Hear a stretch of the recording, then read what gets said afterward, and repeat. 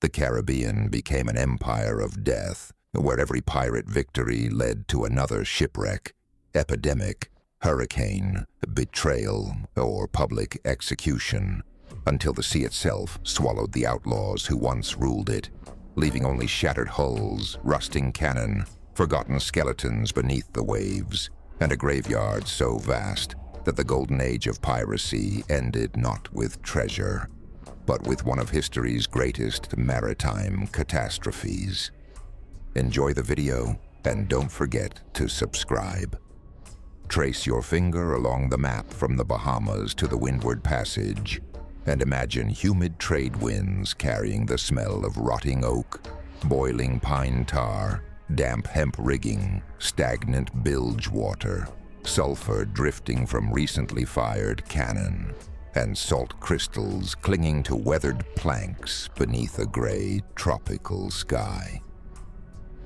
During the late 17th century, the Caribbean appeared to merchants as a paradise, yet beneath its glittering surface, it slowly became one of the deadliest maritime regions on Earth. Between roughly 1690 and 1722, thousands of sailors vanished without leaving a written account, while merchant convoys disappeared beyond the horizon, swallowed by piracy, hurricanes, disease, reefs, or starvation. A typical pirate sloop displaced between 80 and 120 tons, measured nearly 70 feet along the keel, and relied upon carefully shaped oak futtocks, joined by hand-forged iron spikes, before every seam was packed with twisted oakum and sealed with hot pine tar during careening. The graceful tumble home of the hull narrowed the upper works, reducing enemy boarding angles while increasing structural rigidity during violent Atlantic swells. Every voyage slowly opened fresh seams as timber expanded beneath tropical heat and contracted during cool nights, demanding endless repairs. Even before battle began, death surrounded every crewman through infected wounds, spoiled food crawling with insects, contaminated rain barrels, and epidemics that spread faster than any broadside. Pirate articles of agreement promised equal shares of captured treasure, but no document could guarantee survival once black powder smoke drifted across the sea, and the Caribbean itself began consuming everyone who sailed upon it. Picture the first broadside erupting across calm water as bronze culverins containing approximately 88% copper and 12% tin recoiled violently against thick bretching ropes woven from tarred hemp nearly 5 inches in circumference. Powder charges made from roughly 75% saltpeter, 15% charcoal, and 10% sulfur ignited through incandescent combustion, producing expanding gases that hurled solid irons round-shot at speeds exceeding 1,000 feet per second. When a cannonball struck an oak hull almost 2 feet thick, it rarely drilled a clean hole, instead exploding dense timber into thousands of razor-sharp splinters that ripped through flesh, shattered bones, severed arteries, and transformed enclosed gun decks into slaughterhouses.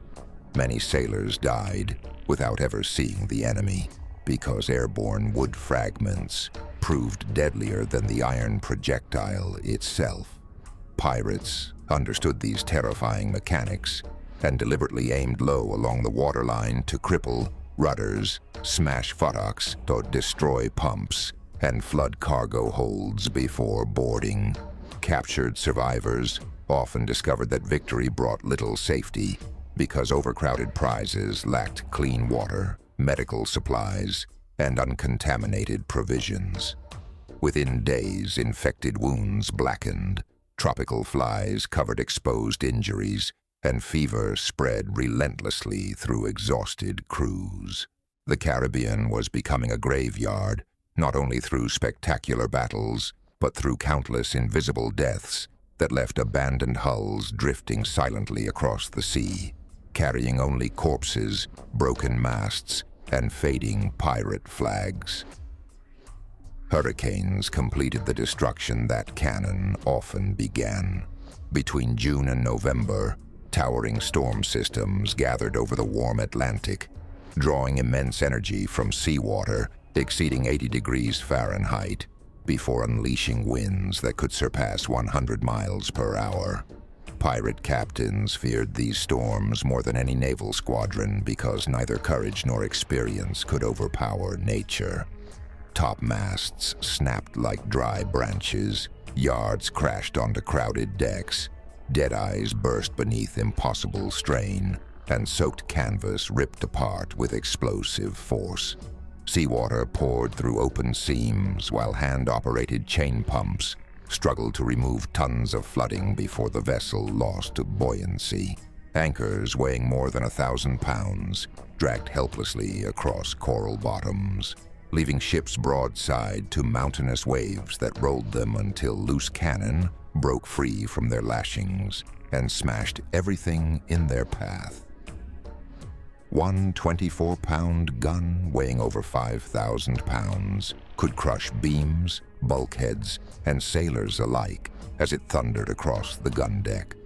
Those thrown overboard faced another nightmare: powerful currents, floating wreckage, and sharks attracted by blood carried through warm tropical water. Entire pirate flotillas vanished during a single night, leaving only splintered spars, shattered longboats, drifting powder barrels, and scattered cargo washing onto distant beaches.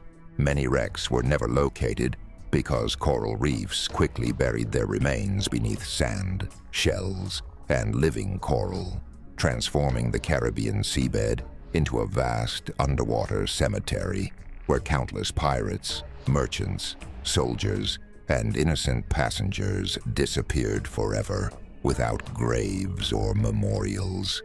Even pirates who escaped storms rarely escaped disease. The Caribbean's tropical climate transformed every crowded vessel into a breeding ground for infection, where stagnant water collected beneath ballast stones, mosquitoes multiplied along mangrove coasts, and spoiled provisions contaminated entire crews. Salted beef, stored for months, often rotted from within. Despite thick layers of salt, hardtack became riddled with weevils, and drinking water fermented inside wooden casks lined with slime and bacteria. Scurvy slowly destroyed sailors deprived of fresh fruit, weakening collagen until gums bled, teeth loosened, old wounds reopened, and joints swelled with unbearable pain. Yellow fever spread with terrifying speed after infected mosquitoes bit exhausted men resting ashore during careening operations, bringing burning fevers, vomiting, internal bleeding, and organ failure within days. Dysentery proved equally merciless as contaminated water emptied a sailor's strength until dehydration became fatal. Pirate surgeons possessed only crude instruments including bone saws, cauterizing irons, scalpels, and forceps, all cleaned with rum or seawater that rarely prevented infection. Amputations were performed without anesthesia, while assistants restrained screaming patients against blood-soaked planks. Many survived the blade, only to perish from gangrene as blackened flesh spread beneath filthy bandages. Long before the gallows claimed famous pirate captains, invisible enemies had already transformed thousands of anonymous sailors into forgotten victims, leaving the Caribbean littered with lonely graves on remote islands and abandoned camps swallowed by relentless jungle. Those who survived battle, storms, and disease eventually faced an enemy determined to erase piracy forever. After 1718, Britain, Spain, France, and the Netherlands expanded coordinated naval patrols, while admiralty courts accelerated prosecutions and governors received clear orders to destroy pirate havens instead of negotiating with them. Fast sixth-rate frigates carrying disciplined crews hunted sloops across narrow channels where shallow reefs had once offered safety. Unlike overloaded merchantmen, These warships combined speed with concentrated firepower, allowing them to overtake fugitives before escape routes closed. Captured pirates were rarely treated as prisoners of war because they possessed no recognized sovereign, despite occasionally carrying forged or expired letters of marque.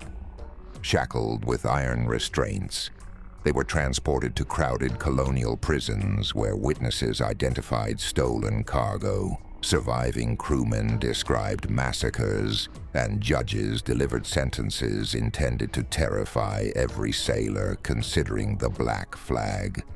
Public executions became carefully staged spectacles. Gallows were erected beside busy harbors, so merchant captains, naval officers, dock workers, and arriving crews could witness justice without interruption. Many condemned pirates stood wearing torn sea clothes, still stained with tar and salt, while chains rattled around swollen ankles, weakened by months of confinement. Once the trap opened, the Caribbean claimed another generation of men who had once believed the sea promised limitless freedom, proving that the pirate empire did not collapse in a single battle, but through relentless warfare, relentless law, and relentless death. Yet the greatest monument to the Golden Age of Piracy was never a fortress, a treasure chest, or a famous black flag. It was the Caribbean itself. Beneath its brilliant turquoise waters lie shattered hulls, rusting cannon, broken anchors, scattered musket balls, and the unmarked remains of thousands who never returned home. Pirates dreamed of wealth beyond imagination, but their pursuit transformed an entire sea into a vast graveyard where ambition, violence, disease, storms, and justice claimed far more lives than gold ever rewarded.